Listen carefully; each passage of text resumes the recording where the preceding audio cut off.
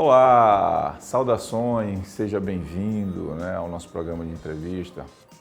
Nosso programa de entrevista, que foi uma programação do Ted Anderson e do Moreira Serra, Esse programa já vem muitas das vezes voltado para os advogados, as conversas e aquela coisa sempre que eu falo, eu como engenheiro, Zé Saraiva aqui, sempre tento trazer também os engenheiros para conversas e outros profissionais também. E hoje a gente vai conversar uma coisa que está bem atual, que é a questão relacionada à saúde mental. A saúde mental da gente, não sei se pelo cotidiano, mudando muito as pressões que tem de trabalho, de sobrevivência, que a gente precisa sobreviver, de pagamento dos boletos. E para isso a gente trouxe, para conversar um pouquinho sobre esse assunto, a doutora Helena Costa. Doutora Helena, bem-vinda ao Saudações. Obrigada, bom dia, olá. Primeiro eu queria agradecer ao Moreira, a ti e ao Saraiva por estar me recebendo aqui hoje. De fato, esse assunto é muito importante para a gente hoje em dia, E hoje em dia é o que vira e mexe, é o que mais acontece, Embora às vezes a gente esteja muito ligado às questões práticas da vida, acaba que a saúde mental tem um impacto direto nessas questões práticas. E às vezes também a gente ainda não está tão entendendo, às vezes, a importância disso, não, Helena? Às vezes Até pela forma como isso é passado hoje em dia, que é justamente o que a gente vai discutir hoje, E às vezes, principalmente, também não dá para, assim, materializar. Por exemplo, a pessoa está gripada, a gente vê ela espirrando, a gente sabe o que está acontecendo ali, a gente mede a febre e tudo, mas quando a pessoa diz assim, eu estou com uma ansiedade, você, não... Isso é coisa tua, não sabe ainda direito o que é, não tem como medir, Não, e é muito interessante tu trazer isso, porque quando uma pessoa diz que ela está gripada, a gente tem sinais claros disso. Ela está espirrando, ela está com febre, ela está ali tossindo. Mas quando ela diz que ela está com ansiedade, é até complicado ela dizer, porque às vezes ela não sabe discernir que aquilo é ansiedade. E também, como está dizendo assim, as pessoas têm um certo preconceito com as coisas mais mentais ainda, tenta rotular logo, fulano está meio desequilibrado, algumas coisas assim, não consegue ainda fazer um enquadramento tão bom. Mas de maneira geral, Helena, assim, vamos entrar um pouquinho antes de chegar especificamente nos pontos, nas patologias, vamos conversar um pouquinho sobre a psicologia de maneira geral, como é que ela vem desenvolvendo até para chegar hoje, porque ela está dentro das corporações também, Mas tu diz como ela vem desenvolvendo, como assim? Como é que ela vem, por exemplo, por exemplo, a questão de análises, tipo assim, a análise do comportamento, aí entra para a parte das grandes corporações hoje, ou para o dia a dia nosso, porque antigamente, às vezes, eu vou te confessar uma coisa, que eu achava assim que a psicanálise, então, era mais para quem tinha dinheiro, que queria fazer, que queria conversar, As pessoas tinham um pouco isso, Essa é uma ideia bem difundida, Até pela imagem do divã, a pessoa vai lá, ela senta naquele divã grande, ela relaxa, ela fala sobre a vida. Mas eu entendo. Bom, eu trabalho com análise do comportamento e eu só posso falar com propriedade sobre análise do comportamento. A análise do comportamento, ela funciona tanto para intervenção clínica, que é esse trato 1 a 1, quanto para uma intervenção voltada para corporações. E é bem importante que a gente saiba disso, porque, embora seja a mesma teoria, existe uma forma de trabalho diferente para cada ambiente. É importante fazer essa diferenciação. É muito importante, porque se eu faço uma intervenção clínica em um ambiente corporativo, tem muitas coisas que eu perco, inclusive para a empresa, porque se a empresa ela me contrata para fornecer um serviço para a empresa, eu não posso colocar todos os meus esforços em um atendimento com uma pessoa apenas. Eu preciso dividir ali e fazer com que o grupo seja beneficiado por aquela intervenção que eu estou elaborando. Uma avaliação tipo do clima organizacional, uma melhoria do desenvolvimento. Isso, bem colocado. Tem clima organizacional, tem cultura organizacional. Às vezes a gente entende a empresa apenas como uma questão de números, ou então uma questão de um fornecimento de um serviço, uma elaboração do produto, Porém, o chefe ele não consegue operar em todas as áreas da empresa. Então, a gente precisa lidar com as pessoas que estão lá para conseguir que se opere de maneira eficaz e de acordo com as nossas leis, inclusive, né? Porque as nossas leis agora elas também priorizam o bem-estar, a saúde do trabalhador. Sim, então, para que isso aconteça, é preciso que haja um trabalho voltado para as pessoas. Sim, e tu abordaste uma coisa que anteriormente até a gente não tinha falado, mas eu vou fazer um comentário, a questão da liderança, né? O desenvolvimento da liderança também dentro de uma estrutura de RH, com um psicólogo que venha e que faça aquela avaliação e que avalie se realmente as lideranças, se as pessoas estão evoluindo, né? O que tu colocou é bem importante, inclusive uma dificuldade que a gente tem às vezes, na verdade é uma demanda que a gente recebe, uma reclamação que se recebe enquanto psicólogo organizacional. É que, por exemplo, digamos que eu tenha um restaurante, eu tenho um funcionário que está indo bem ali atendendo, sendo garçom, então atendendo no caixa. Sim. E aí eu vejo aquele funcionário como muito competente. O que eu faço? Eu coloco ele numa posição de liderança. Sim.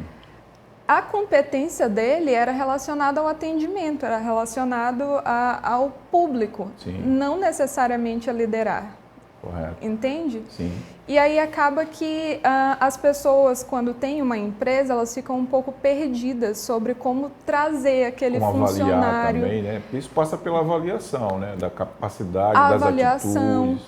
Só que assim, tudo bem transformar aquele funcionário em um líder. A questão é que o processo de transformar ele em um líder não é assim. Sim, claro. É uma coisa que precisa ser treinada, precisa ser trabalhada, precisa ser conversada. Tem que ter investimento também, precisa né? de investimento. De treinamento, estrutura, Exatamente. nas grandes corporações.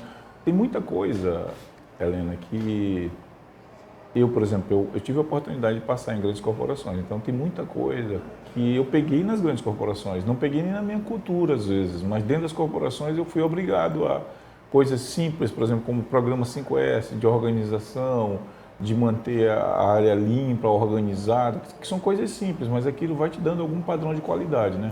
Exatamente, é bem importante. Fora uma coisa que eu vejo assim como imprescindível hoje em dia, habilidades de comunicação. Sim. Tem se popularizado muito a questão da comunicação não violenta, comunicação assertiva. Quando a gente ouve a ideia de comunicação não violenta, a gente já fala assim, estão inventando coisa. Né? Mas é muito importante. Se a gente olhar questões como assédio no trabalho, o assédio ele não é claro o tempo todo. Sim. Se a gente não tem habilidade de comunicação, às vezes de forma não intencional, a gente vai lá e incorre sim. uma... Às vezes, por exemplo, eu venho de família grande. A família grande é aquele todo mundo falando aquilo, você leva aquilo também para o seu ambiente organizacional e pensa que está em casa, né? Exatamente. Está falando daquela maneira. Exatamente. Agora, uma coisa, Helena, o que nesse ambiente, quais são as patologias hoje que já, vamos dizer assim, já estão um pouco acontecendo rotineiramente? Tem algumas essa é uma boa pergunta e aí eu tenho uma observação a fazer antes de falar sobre a patologia. Uma coisa importante é que atualmente a gente tem uma tendência de validar o sofrimento desde que ele se caracterize como uma patologia. Sim. Então, eu vejo o sofrimento de uma pessoa se ela desenvolveu um burnout. Eu vejo o sofrimento se por acaso ela desenvolveu uma ansiedade, uma síndrome, uma TAG. Vejo se ela desenvolveu um burn-on. Mas antes da patologia, tem um sofrimento, ou mesmo sem patologia, pode haver um sofrimento. Sim. Entende? Sim. Então, isso é importante destacar, porque eu esqueci qual era a tua pergunta. Era a questão da patologia. Quais são essas patologias que são rotineiramente, que já estão dentro da estrutura burnout, essas patologias que já hoje, depressão, ansiedade mesmo, que são trazidas pelo clima organizacional, muitas das vezes uma empresa em que a liderança é uma liderança opressora e aquilo já tem algumas coisas que já estão, acho que até a própria questão do assédio, ela vem talvez por isso, né? Porque a pessoa, ela é oprimida naquela hora, mas ela não, depois com o tempo ela vê que o comportamento dela começa a ficar medroso, ela começa a sentir questões sintomáticas que ela não percebe de onde vem, né? Gatilhos, determinadas coisas que... Eu acho que é bem interessante tu trazer esse ponto, porque a análise do comportamento, ela vê justamente por esse viés. Sim. O adoecimento, seja ele um adoecimento que se configura como uma patologia ou apenas um sofrimento ali, sim, ele tem muito a ver com o ambiente. E a análise do comportamento, ela é sobre isso, é sobre, sim, a relação do indivíduo com o ambiente. Então, digamos que seja um indivíduo completamente saudável, que até tenha boas habilidades interpessoais, tenha uma boa habilidade de comunicação, entrando em um ambiente em que a comunicação ela não é clara, sim, que não tem políticas internas de treinamento eficaz, que não tem o básico para lidar com as pessoas, aquela pessoa tem um potencial alto de adoecimento, porque o que interfere na saúde... Ela não se encontra, ela não consegue ter relação boa, está sempre um clima... assim, como se tivesse alguma coisa que vai acontecer, ela está sempre nessa ansiedade, né? Exatamente. E o tipo de problema que vai se desenvolver a partir daí não é uma coisa assim, se isso, então isso. Porque depende da, sim, história de vida, sim, da pessoa, sim, sim, depende de como ela é consequenciada. Da fisiologia dela também, como reage. O biológico também interfere bastante. Então, dentro de um ambiente adoecedor, existe uma grande quantidade de possibilidades sobre o que pode acontecer. Porque às vezes as pessoas nem têm ideia. Às vezes você trabalha no escritório, aquela pressão de boleto. O boleto também é bom para dar pressão na gente, né? Ou mesmo a entrega de um relatório, ou também não agradar a liderança às vezes, né? Você está sempre aquela liderança que está...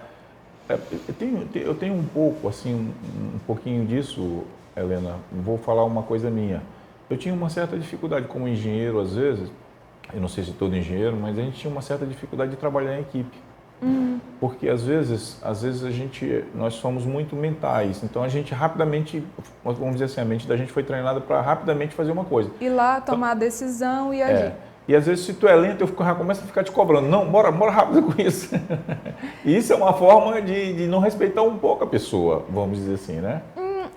Não necessariamente, não mas necessariamente, às vezes eu sei, sim. Mas às vezes Porque assim, quando a gente trabalha, não dá para dizer que vai dar para ser o tempo todo super paciente, claro, super querido. Claro. Às vezes a gente tem uma demanda e precisa que aquilo seja cumprido num tempo específico. Sim, então a gente precisa ser firme, perfeito, entende? Principalmente quando a gente está numa posição de liderança. O que acontece é que existem formas de fazer isso evitando Aí entra aquilo que tu falaste um pouco, por exemplo, a comunicação mais assertiva, não agressiva. Você pode fazer a mesma coisa com uma comunicação mais assertiva, né? Exatamente. Usando, tentando enxergar isso, não usando aquela comunicação que você veio lá desde criança ali, aquela maneira ali, às vezes que... Exatamente. É uma postura elaborada para o ambiente de trabalho, que isso é uma habilidade. A gente não nasce sabendo se comportar bem dentro do ambiente de trabalho. Agora, uma outra coisa, Helena, a questão que muita gente hoje tem do autodiagnóstico, né? Como é que é isso? As pessoas hoje, a pessoa vai lá no Google, né? Diz assim, estou sentindo o coração ter uma arritmia, estou sentindo um suor, eu estou com ansiedade. Eu estou com uma tristeza. Eu estou depressivo. Eu estou sentindo... Ansiedade, então, é uma coisa que virou gripe. Assim, como é que é isso? Tem uma questão dentro disso que é positiva, que é o fato de que a saúde mental ela se popularizou. Só o fato de eu estar aqui sendo chamada para falar sobre saúde mental... significa que é um assunto que as pessoas estão interessadas em saber, que há tempos atrás elas não estavam. Tinha todo um estigma sobre isso. Então, não são apenas pontos negativos, sabe? Mas, dos negativos que a gente tem, justamente, esse é foi o que tu mencionou. E o pior, na minha opinião, não é só a minha busca no Google, porque... não é só uma demanda minha de ir lá e ver os sintomas. Porque se é uma demanda minha, está tendo algum sofrimento mesmo que não seja uma patologia. Sim.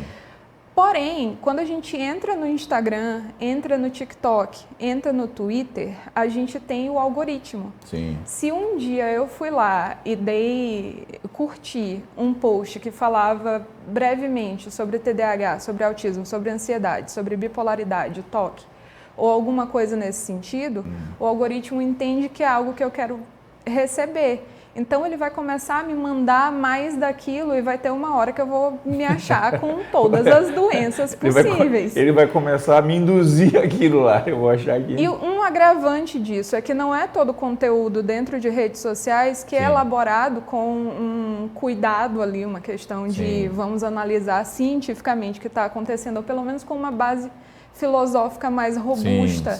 Às vezes é uma coisa até do próprio paciente, assim. Ele vai lá, escreve, coloca e não... Veja como são os meus sintomas de autismo, meus sintomas de TDAH. Pois é, isso aí também é importante. Como fazer essa diferenciação às vezes? Às vezes não. Na hora que chega entre, como eu falei assim, entre um TDAH, hoje o pessoal fala muito isso, ansiedade, crise de pânico. Como fazer essa diferenciação, assim, Helena? É complexo. Mas vamos, mas assim, vamos colocar de vamos maneira... dizer assim, não da maneira clínica, mas vamos dizer da maneira organizacional. Você vê, pode ter uma pessoa que está com muita faltando ao serviço, chegando atrasado, a gente pode... a organização pode chamar ele para uma conversa para tentar entender o que está acontecendo, assim? Pode. Assim, primeiro vamos fazer uma separação das questões. Quando é uma questão organizacional, você tem um psicólogo organizacional dentro daquela empresa. Que é importante. Ou né? então um RH que seja ali minimamente preparado. Ou pelo menos um psicólogo externo que esteja prestando serviço da psicologia organizacional, ele pode olhar para aquela situação com mais cuidado, com mais atenção. Por quê? O fato de eu apresentar um comportamento, de início, ele não significa nada. Sim. Eu gosto muito de um autor, ele não é da psicologia, mas ele tem uma frase de um texto dele que eu gosto que fala assim: coisas vivas desafiam conceito simples. E se eu tivesse que elaborar mais, eu diria que o conceito simples ele é até legal, mas a interpretação ela nunca pode ser simplória. Sim. Então, se uma pessoa apresenta um comportamento e aquele comportamento para a organização é um motivo de preocupação, eu preciso investigar por que acontece. Eu não olho assim, está se atrasando, ansiedade. Ele está procrastinando no ambiente do trabalho, burnout. Não é assim, entende? As coisas, não é uma questão de se isso, então isso. Tudo precisa passar por uma análise que leva em consideração uma grande quantidade de coisas importantes, uma grande quantidade de elementos. A partir daí que o psicólogo organizacional, então o RH, identificou qual é a questão, aí, se for o caso, pode-se encaminhar aquela pessoa para outro psicólogo clínico. Sim. Ou então fazer uma intervenção no grupo, caso caiba. Mas essa é a questão do trabalho da psicologia dentro da organização e também dentro da clínica. Tudo precisa ser olhado de maneira cuidadosa e a intervenção precisa ser elaborada para aquele caso. Ainda o olhar das organizações em relação ao psicólogo ainda é meio não tão, né? É meio assim, o que esse cara está fazendo aí, né? Não acha, não? Exatamente. Precisa melhorar muito, né? Eu acho que não é nem só uma questão das organizações, mas a gente agora está começando a falar mais sobre isso enquanto psicólogo mesmo, enquanto classe, sabe? A gente teve muito dos coaches ocupando esses espaços, né? E assim... Ainda tem isso ainda, né? Toda essa estrutura ainda que é uma estrutura meio confusa, aquela coisa... Outro dia eu ouvi alguém falar, e é bem interessante, ele diz assim, olha, a pessoa chega e te bota responsável, você é responsável pela sua comunicação, você é responsável por tudo. Aí na hora que dá o fracasso, também você é o responsável, né? Exatamente, exatamente. Parece assim como se fosse, não, eu tenho que... Hoje em dia, principalmente nas grandes corporações, outro dia eu participei de uma entrevista e a análise era essa. cobram de você ser o super-homem. Você tem que se comunicar bem, você tem que aprender línguas, você tem que saber fazer apresentação, você tem que saber ter decisão, mesmo errado ou certa, liderança. Você tem que estar incentivando todo mundo. E, rapaz, são pessoas normais como qualquer outro, né? E para a corporação isso acaba sendo um tiro no pé, sabia?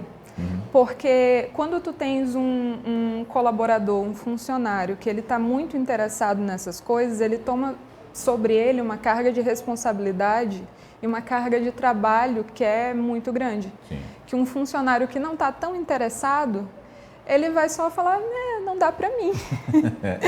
E ele não é que ele não vai ser afetado por aquele ambiente que te sobrecarrega, mas é que ele vai ter um senso ali de autopreservação um pouco maior. Então, tu como empresário, tu precisa pensar, bom, eu quero criar um ambiente que seja interessante para as pessoas que estão interessadas nesse trabalho. Tu entende o que eu estou dizendo? Sim. Eu quero criar um ambiente que é favorável para essas pessoas que se doam. E principalmente nesse sentido, eu quero que essa pessoa seja produtiva, não quero que ela seja improdutiva, que ela esteja ali somente para passar horas. Exatamente. Tipo aquela coisa ainda que o pessoal cobra muito horário. Tem que chegar às 7h30 e sair às 6 horas. Isso não é a produtividade especificamente, não é o resultado especificamente. Certo? Existem funções em que isso é muito importante. Sim. Não dá para negar que o horário é muito importante para determinados tipos de função. Tem outras que dá para ser flexibilizado, mas é o que eu estava falando anteriormente. Mas aí cabe à liderança olhar isso, né? Você está falando. Exatamente. Tá. Exatamente. Agora, Helena, e os riscos de não ter essa avaliação assim de maneira organizacional, ou de não se fazer essas avaliações constantemente, ou de não estar se comunicando, de não ter uma política teoricamente dentro da organização ou dentro do escritório, ou mesmo, porque às vezes eu penso assim, olha, as grandes corporações, elas viram e mexem ainda, eu pelo menos na oportunidade que eu tive, sempre tinha dentro do RH, psicólogos, pedagogos, sempre tem. Mas quando você passa para média e pequena, aí a coisa já não é tão assim, o entendimento não é um entendimento tão grande assim da necessidade. Assim, eu não vou dizer que o psicólogo e um RH bem estruturado, eles são coisas que se tu não tiveres, a tua empresa ela não vai conseguir de jeito nenhum sobreviver, porque senão não teria nenhuma pequena empresa aqui em São Luís ou no Maranhão. O problema, a questão de fato, é o líder, o dono da empresa, pensar onde ele quer chegar com aquele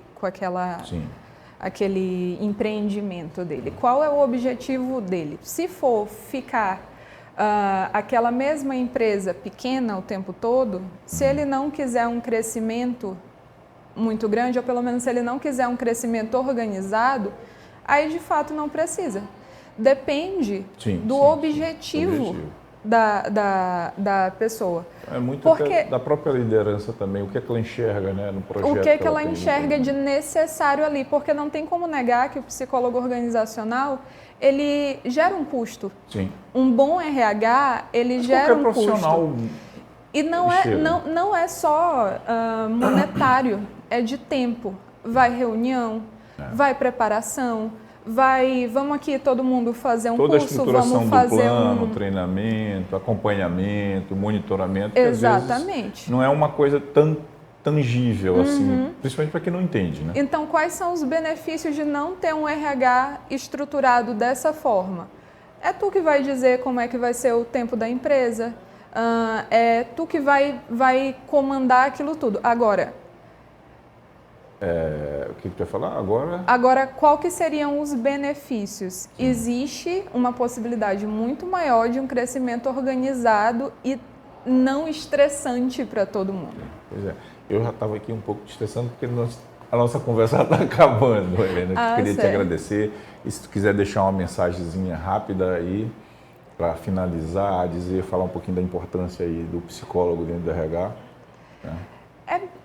Eu acredito que tudo que a gente falou até agora foi bastante rico em relação à importância do psicólogo do RH. E da saúde mental também, e da né? saúde mental observar também. Isso em si, né? Exatamente. Eu creio que uma das coisas mais importantes sobre tudo que foi falado em relação à nossa cultura atual de autodiagnóstico é justamente o imediatismo, né? Às vezes, quando prometem pra gente uma coisa muito milagrosa e muito rápida, normalmente tem alguma coisa ali que não vai errado, ser não tá tão bom. eficaz assim a longo prazo. Porque no fundo as pessoas só pensam que nós somos consumidores, né? É só para consumir. Exatamente. Então, Adriana, te agradecer, né?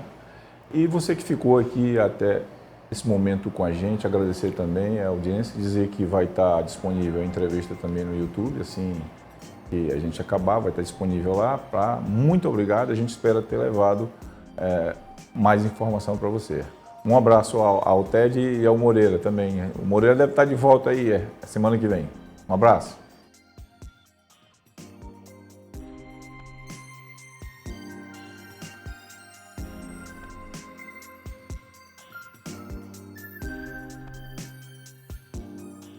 Cuidar de nossos idosos é preservar a nossa história.